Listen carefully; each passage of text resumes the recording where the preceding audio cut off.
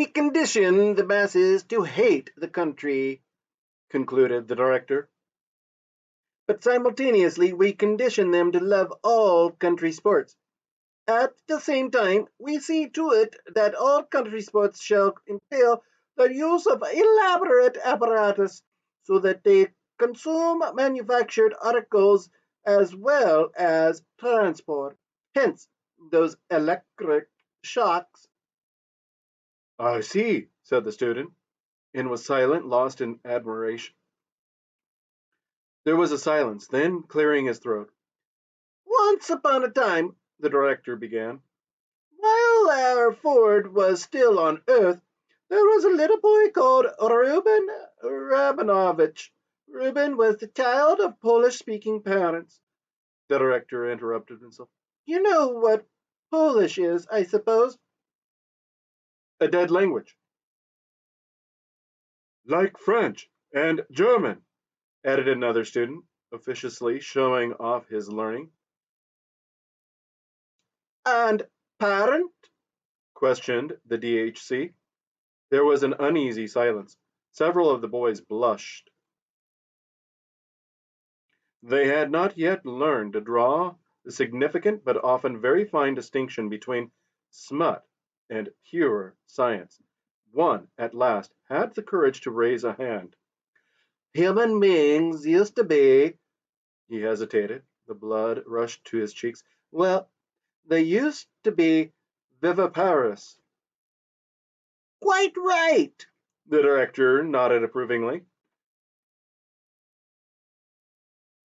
And when the babies were decanted, born, came the correction.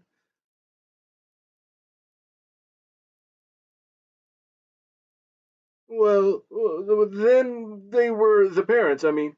Not the babies, of course, the other ones. The poor boy was overwhelmed with confusion. In brief, the director summed up, the parents were the father and the mother. The smut that was really science fell with a crash into the boy's eye, avoiding silence. Mother, he repeated loudly, rubbing in the science and leaning back in his chair.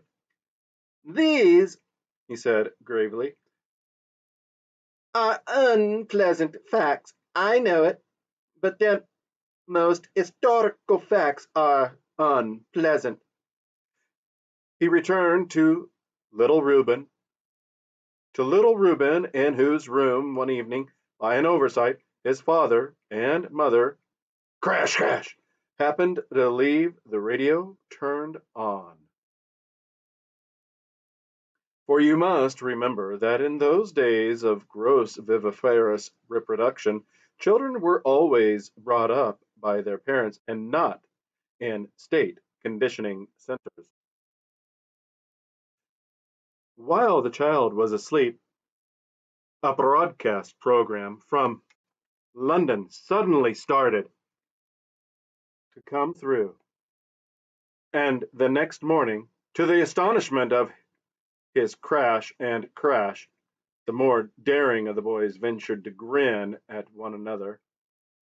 Little Reuben woke up repeating word for word a long lecture by that curious old writer, one of the very few whose works have been permitted to come down to us. George Bernard Shaw, who was speaking, according to a well authenticated tradition, about his own genius. To little Reuben's wink and snigger, the lecture was, of course, perfectly incomprehensible, and, imagining that their child had suddenly gone mad, they sent for a doctor. He fortunately understood English, recognized the discourse as that which Shaw had broadcasted the previous evening, realized the significance of what had happened, and sent a letter to the medical press about it. The principle of sleep teaching, or hypnopedia, had been discovered. The DHC made an impressive pause. The principle had been discovered, but many, many years were to elapse before that principle was usefully applied. The case of little Reuben occurred only 23 years after our Ford's first Model T was put on the market. Here, the director made a sign of the T on his stomach, and all the students reverently followed suit. And yet, furiously, the students scribbled, Hypnopedia, first used officially in AF 214. Why not before? Two reasons. A. These early experiments, the DHC was saying, were on the wrong track. They thought that Hypnopedia could be made an instrument of intellectual education. A small boy asleep on his right side, the right arm struck out, the right hand hanging limp over the edge of the bed, through a round grating in the side of a box, a voice speaks softly.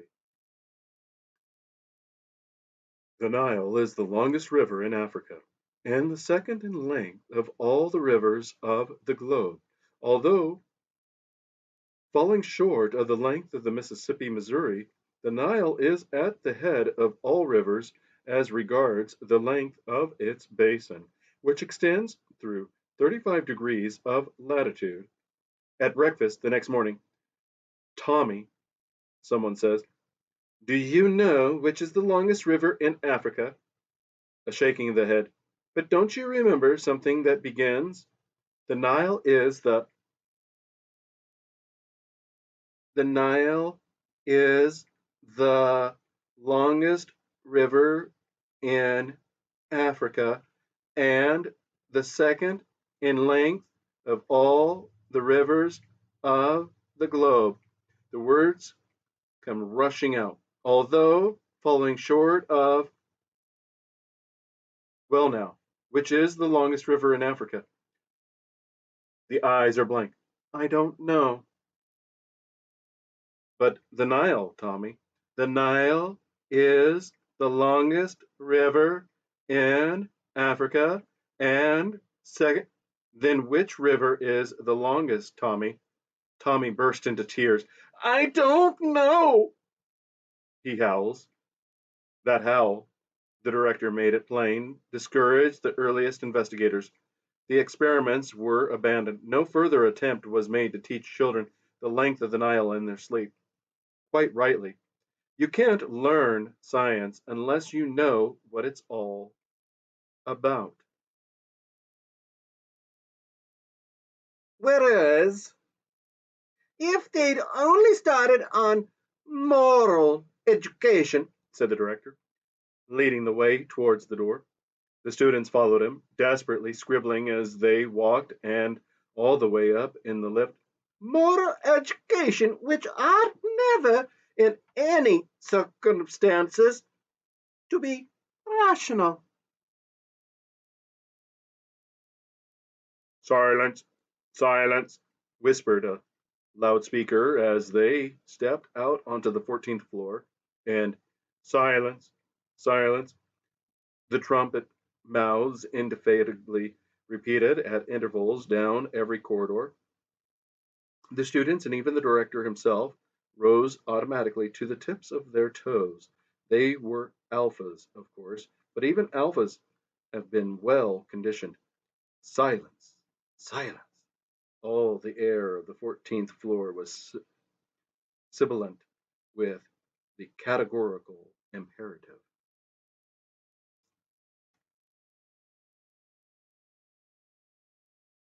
50 yards of tiptoeing brought them to a door which the director cautiously opened. They stepped over the threshold into the twilight of a shuttered dormitory.